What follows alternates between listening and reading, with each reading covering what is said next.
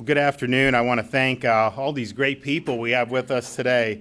We have incoming Senate President Wilton Simpson, incoming House Speaker Chris Sprowls, of course Sheriff Grady Judd, who's been kind enough to host us here in wonderful Polk County.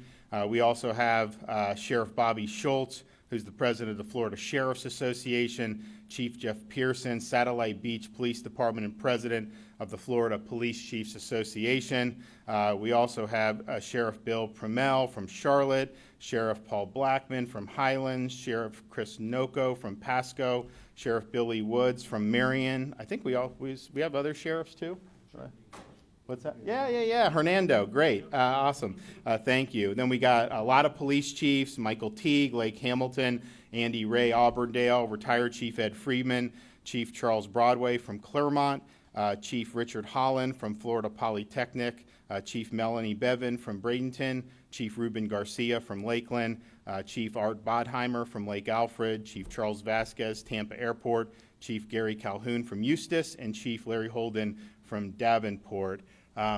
Recently in our country, we have seen attacks on law enforcement. We've seen disorder and tumult in many cities across the country. You all have situations where buildings will be in flames, and on TV, even though sometimes the news will say it's peaceful, you see the flames behind there. And I think that this has been a really, really sad chapter in American history. Now in Florida, when we started to see some of the disorder, we immediately moved to mobilize the National Guard. We had Florida Highway Patrol, quick response teams ready to go, sent them to the various communities who needed the support, whether it was in Central Florida or Southern Florida. And we had law enforcement officers all throughout the state who were intent on keeping the people safe, keeping people's businesses secure. And I think that they did a great job, and you didn't see the type of disorder here in the state of Florida that you did throughout many other parts of the country. But I think we need to do more than what we've already done. And one thing we have to do is we have to stand unequivocally behind the people behind me who put on the uniform and put themselves at risk to be able to defend our freedoms and defend our society. And I can tell you this, when there is a victim in need in the state of Florida, regardless of race, color, creed, any characteristic you can think, when there is a victim at risk, these folks are going to respond. And they are going to be there, and they are going to stand up for the people who may not be able to stand up for themselves. That's what they do every day, at risk to themselves, and they're going to continue to do that. And that is what is going to happen in the state of Florida. At the same time, I think we need to do more in terms of having a strong legislative response so that we do not always have to play whack-a-mole anytime you have situations like this develop. And so I'm proud today to be able to announce what will be a focal point of the next legislative session, a legislative proposal which we're calling the Combating Violence, Disorder, and Looting and Law Enforcement Protection Act that will probably be the boldest and most comprehensive piece of legislation to address these issues anywhere in the country. And there's a number of things that we'll be doing. We are going to impose criminal penalties for violent or disorderly assemblies, and that'll be a third-degree felony. We will also require a felony if you incapacitate any of the roadways. We see people take over interstates. That is absolutely hazardous. It's not fair to motorists who may get caught up in that, and so that will be unacceptable. Also, we have a prohibition on destroying or toppling any type of public property, including monuments. That's not the way to go about it, and we will hold you accountable. Also have a prohibition on harassing innocent people in public accommodations. You see these videos of these innocent people eating dinner, and you have these crazed lunatics just screaming at them and intimidating them on a public accommodation. You're not going to do that here in the state of Florida. And we're also going to use RICO liability to anyone who organizes or funds a violent or disorderly assembly. And if you look at some of the people who've been involved in this violence, these are people that will come from all across the country. If there's any type of issue, they all of a sudden show up in all these places. We're going to figure out who's organizing and who's funding that and hold them accountable. But what you have to have is clear and predictable penalties. I look at what goes on in Portland, and they'll have people They'll arrest them. These are all scraggly looking, Antifa types. They get their mugshot taken, and then they get released. And it's like a carousel. On and on it goes. That's not going to happen here in Florida. If you are involved in a violent or disorderly assembly and you harm somebody, if you throw a brick and hit a police officer, you're going to jail. And there's going to be a mandatory minimum jail sentence of at least 6 months for anyone who strikes a police officer, either with a weapon or a projectile. And we're also not going to simply let people back out onto the street. So if you are in custody for one of these offenses relating to a violent or disorderly assembly, you're not getting bail before your first appearance. And then there's a rebuttable presumption against bail after that. We also have offense enhancements. And so if you do throw an object during a violent or disorderly assembly, that will be an enhanced penalty, as well as assault or battery of a law enforcement officer during one of these violent or disorderly assemblies.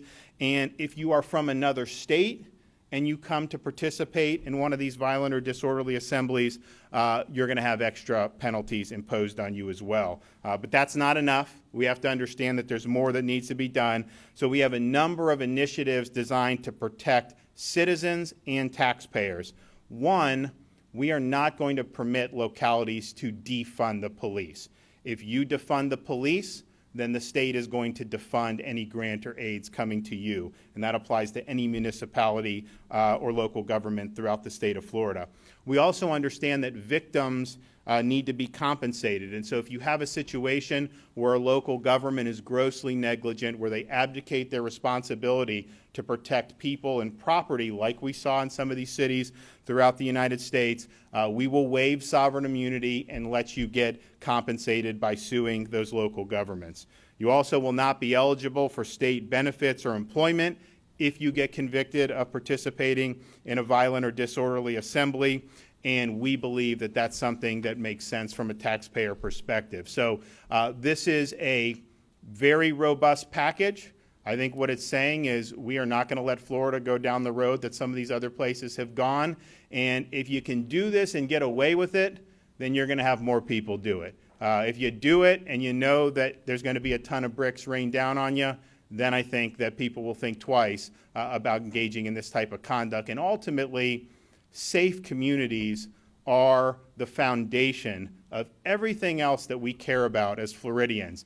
Having good schools. Well, if you don't have a safe community, you probably aren't going to have good schools.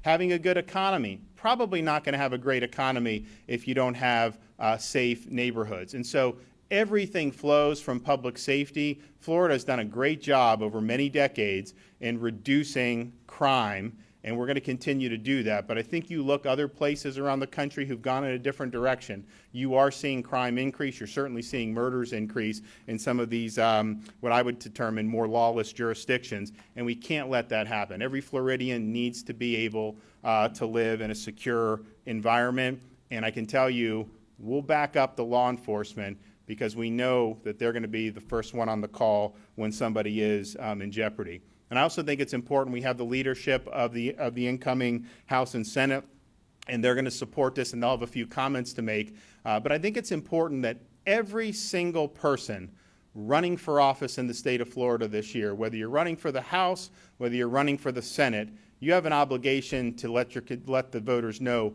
where you stand on this bill. Are you going to stand with victims? Are you going to stand with law enforcement? Are you going to stand with law and order and safe communities? Or are you going to stand with the mob? That's the choice that each person running for office is going to have to make. I know where I stand, and I know where the leaders of our legislature stand, so it's an honor for me to be able to introduce. They'll both come up and say a few words, so we'll first introduce the incoming Senate President, Wilton Simpson. Thank you, Governor, and it's an honor to be here today and stand with you and law enforcement as we start to look at this piece of legislation that we'll be enacting hopefully in the next few months. And our law enforcement officers put their lives on the line every day to keep us safe. As a past chairman of our Economic Development Council, when large businesses are looking to move into a state or a local municipality, one of the first things they ask, it's always in the top three, is do you have a SWAT team on your law enforcement? How prepared is your law enforcement? And so it's a high priority of business to make sure that you have a safe community. But if you are at your home and someone's breaking into it, if you're in a business and someone is looting, burning down your business, you're going to call law enforcement. And they deserve our backing to the full extent of the law. We're looking forward to making sure this becomes law, making sure that we're standing with law enforcement, having the tools they need to do their job with. And as part of the legislature, I look forward to making sure that we have the right funding to make sure that our law enforcement feels like they have the tools they need to do their jobs with. So thank you all for coming out here today, and thank you, Governor and Speaker-Designate Sprowls. Thank you. Thank you, President-Designate Simpson and Governor DeSantis. You know, this is a unique day. And it's a unique day because here in the state of Florida today, you have the governor, you have the incoming Senate president, and many men and women here in law enforcement from across the state who are making it very clear that our number one priority in government in the state of Florida is to protect people's lives, their communities, their neighborhoods, and their property. And Governor, I commend you. You know, as the son of a police officer, as a former prosecutor, there is no governor in the state of Florida who has been more bold in defending the rule of law and defending police officers in our community than Governor DeSantis. And Governor mentioned, you know, all these other states. Look around. Look at New York, Chicago, Los Angeles, Portland, the CHOP zone.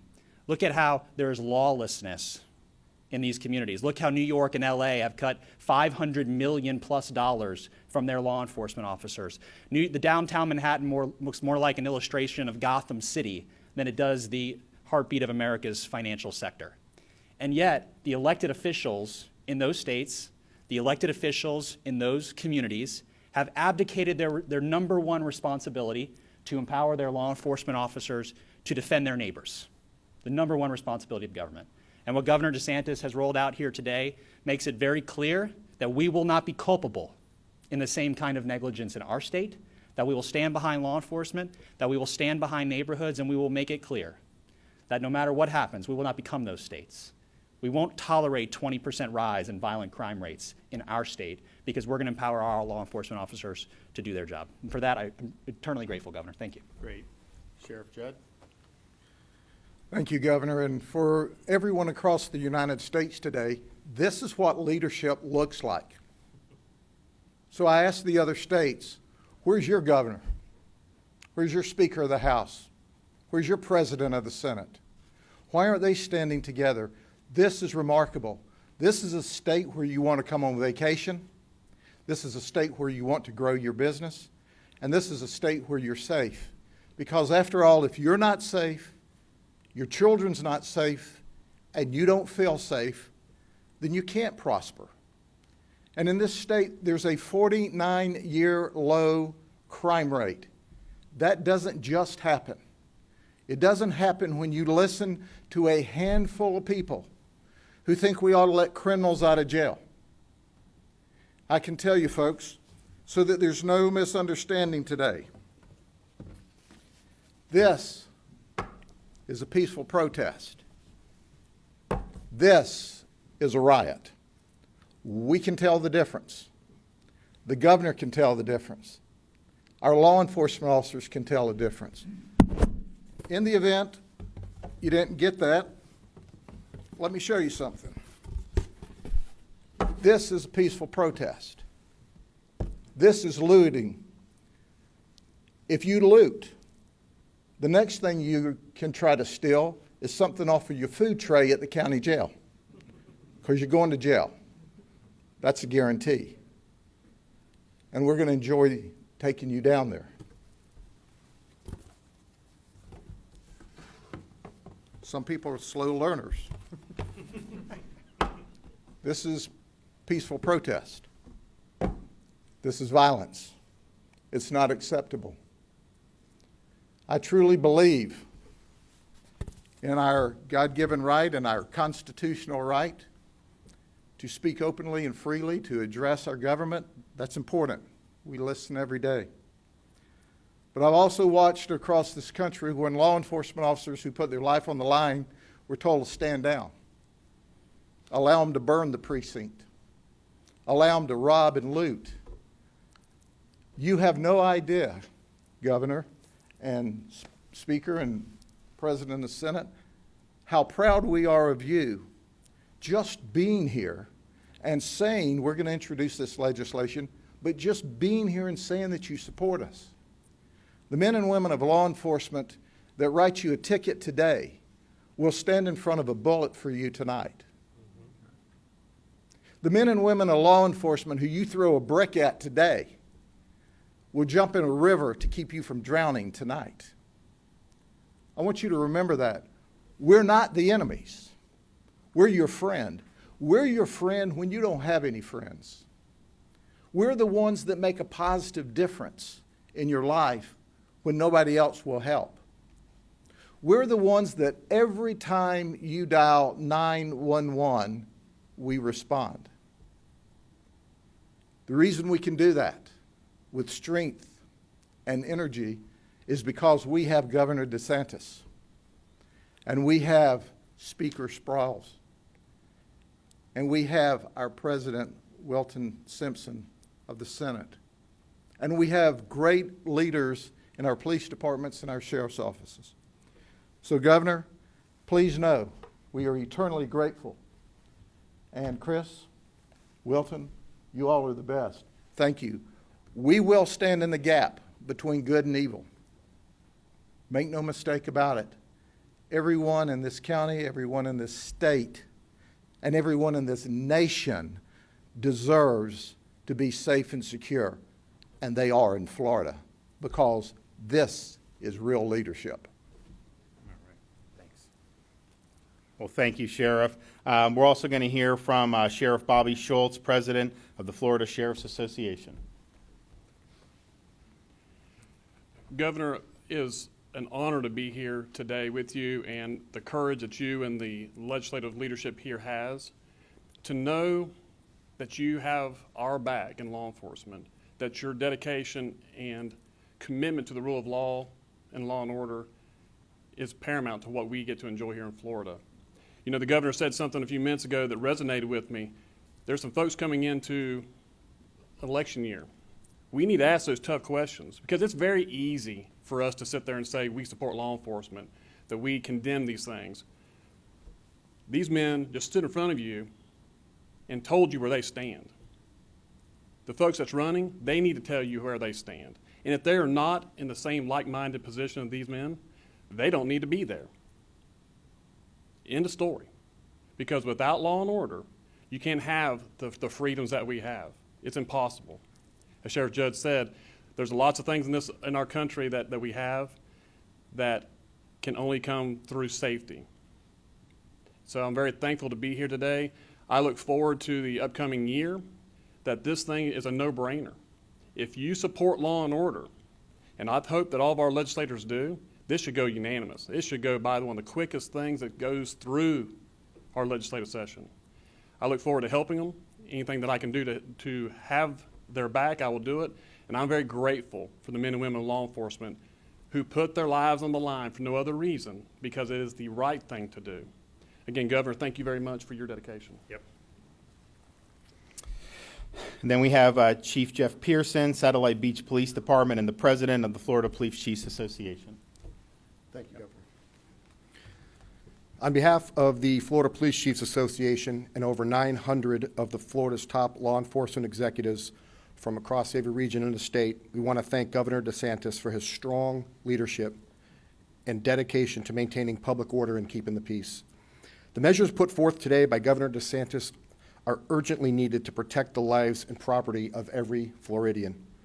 Peaceful protest is a defining hallmark of our society, and that member agencies of the Florida Police Chiefs Association are committed to protecting every citizen's right to peaceful protest.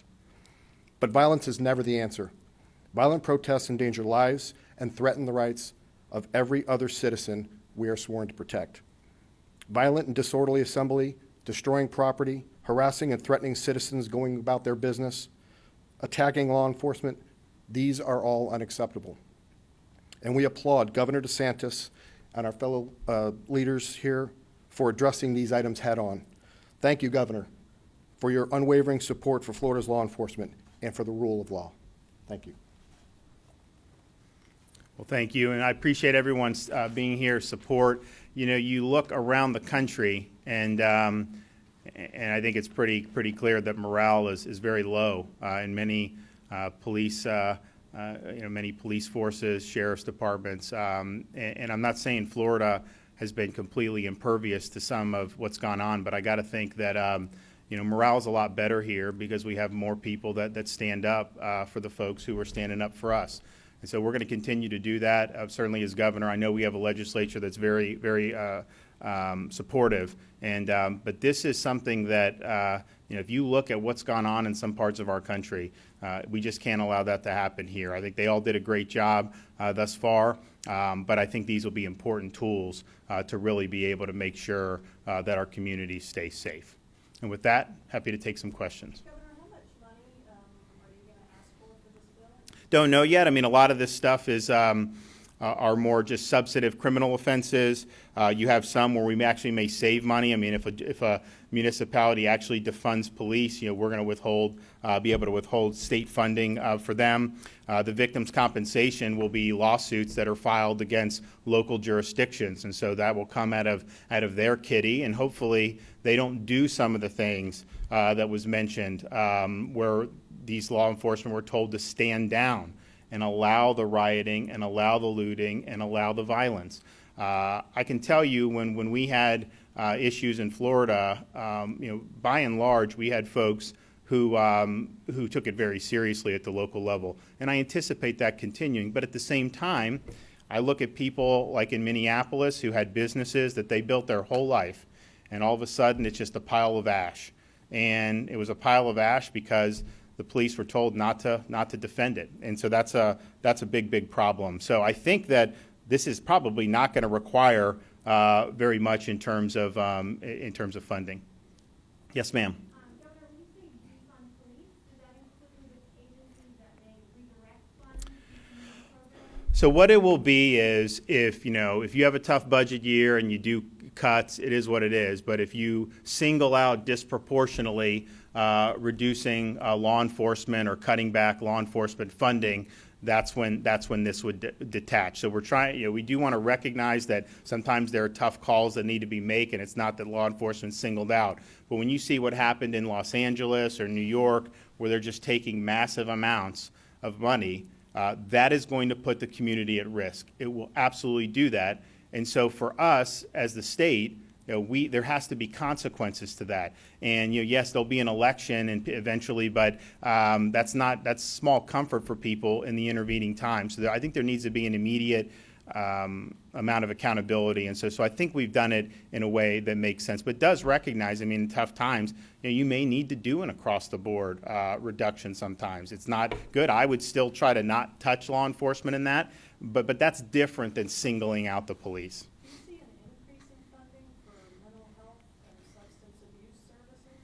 Well, we did that in this past budget. We had more money, particularly for schools for mental health, and so we think that that's important. I think if you look, and people, I think, have really not done a good job of focusing on, in terms of the pandemic, the fact that, one virus is not the only health issue, and that this pandemic has exacerbated drug abuse, suicide, mental health. And so those were tough issues anyways, but I think that there was some progress being made, particularly on the opioids. I think that the last 6 or so months has kind of brought us back. And I think that's true across the country. And I think in Florida, we've been able to mitigate it because of our approach, recognize that, but it's going to continue to be an issue. So we're glad that we have that funding in for the schools. We did have drawn down more federal dollars. We anticipate that there will be more that will be able to be used for mental health. Some may say that the looting and rioting comes far after the protest. Will the persons that organize the protest still be held liable for that? Right. I think it would have to be, you have a protest, you go, and then like the next day you have people looting. That's different. I think what you're seeing in some of this is you do have people who are coming who aren't from these communities, who come from all over the country. A lot of them actually come from Portland and some other places. And so they'll just show up and there will be a protest that is probably legitimate, and they will hijack that and then use that as camouflage. So obviously I would think in that situation we would want to focus on some of the out-of-state stuff, focus on the RICO for where those people are coming from and recognize. And I will say this, in Florida, Part of it was I think we took it seriously, but part of it is you had a lot of the protests that just were legitimately nonviolent. I mean, when you have folks that were born in the civil rights movement, nonviolence to them, you talk to some of these African American pastors, that's like a fish in water. I mean, it just goes hand in hand. And so we absolutely recognized that and appreciated that at the time. And I think that that's been the overall the way it's gone. But I think we see that some of this stuff can spin out of control, and so we want to make sure that we're able to do that. But I am very interested in seeing how some of this stuff gets funded. I mean, for example, there's cities where there are just bricks just dropped off on like a city corner. Where's that coming from? Where are you getting, who's funding just dropping bricks so people can go grab bricks? It seems like an odd thing to do. Obviously, if that was a legitimate thing, they wouldn't be doing that at that time. So where does some of this stuff happen? How do you see some of these people that always seem to end up in these areas? Where's that coming from? So I think it would be good to really get to the bottom of it. I know DOJ is working on it, but I think here, if we see that in Florida, we definitely want to take action.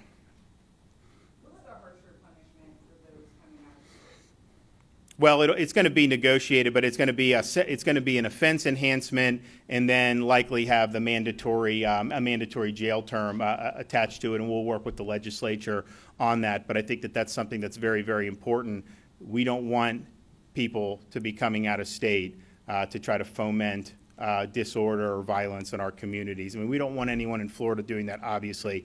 But when people kind of come, you have some of these people that'll go. And I think what we're sending the signal is Florida's kind of off the table for you. It's not going to end well for you here. Not that I want them to go to other places, but quite frankly, there's other places that aren't doing what they need to do to protect the public. And so we view that as very, very significant, and we will absolutely do all we can to be able to hold people accountable.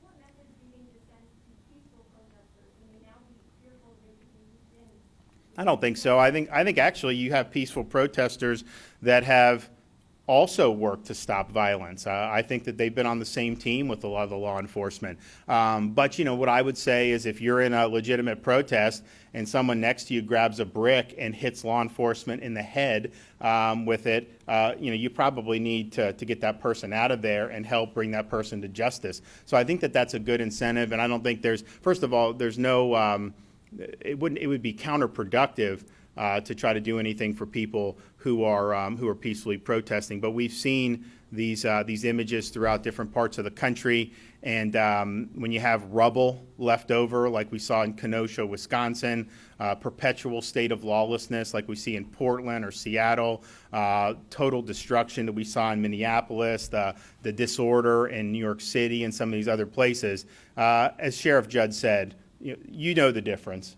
This is not something that's going to be very difficult to do, and I think it'll send a strong signal. And once someone comes, the first time they grab that brick and they hit the police officer in the head, and then they get arrested, they're held without bail, they have mandatory time in jail. You're not going to see people throw bricks anymore. I mean, they do it because they think they can get away with it. And even some of the stuff in Florida, I mean, there were people that did some things that were prosecuted, but not really, I think, held accountable to the extent necessary to really deter future activity. I think this one will do that. You light a building on fire. You really need to have serious punishment for that, and I think that this bill will help get us there. So I want to thank everybody behind me, not just for supporting the effort, but for supporting our communities, particularly in difficult times. I mean, you're in a situation where every little move you make could be demagogued by folks, and there's been I think a climate that's been very negative. I mean, when you see what happened in Los Angeles with these police officers just sitting in the vehicle and see things like that happen, it's not an easy time to be in law enforcement. And if it's some comfort that we have folks in Florida standing up, I'm happy with that.